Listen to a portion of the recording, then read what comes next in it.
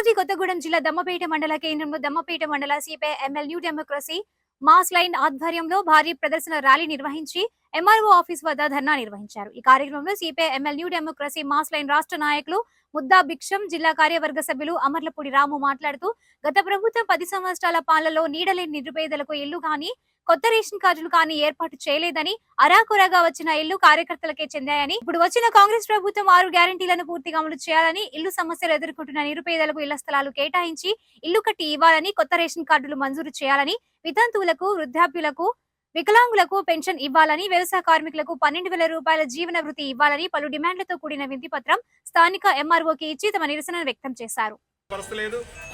అట్లాగే మన దమ్మపేట లాంటి పట్టణాలలో ఏళ్ల తరబడి అనేక మంది అద్దె ఇళ్లలో ఉంటున్న పరిస్థితిగా కూడా మనం చూస్తా ఉన్నాం. ఇవాళ పెరుగుతున్నటువంటి ధరలకు అనుగుణంగా అట్లాగే ఇంటి యజమానులుగా కూడా ఇంటి కిరాయిలు పెంచడం వల్లగా కూడా ఆ కిరాయిలు కట్టుకునేటువంటి ఒక పరిస్థితి ఇలా మన ముంగల కనపడతా ఉంది. ఇలా వందల్లో కాదు వేలల్లో నిరుపేదలు ఇళ్ల స్థలాలు ఉండటానికి లేక ఇబ్బందులు ఎదుర్కొన్నటువంటి పరిస్థితిని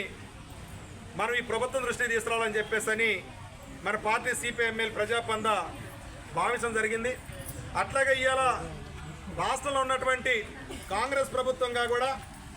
ఇవాళ ప్రభుత్వం నుంచి వస్తున్నటువంటి ఏ పథకాన్ని మనం తీసుకోవాలన్నా దానికి ప్రధానంగా రేషన్ కార్డుని మీరు ఆ జిరాక్స్ పెట్టాలని చెప్పేసి అడుగుతా ఉన్నారు. ఇవాళ రాష్ట్రంలో లక్షలాది మందికి రేషన్ కార్డు లేనటువంటి పరిస్థితి అయితే ఇవాళ మనకు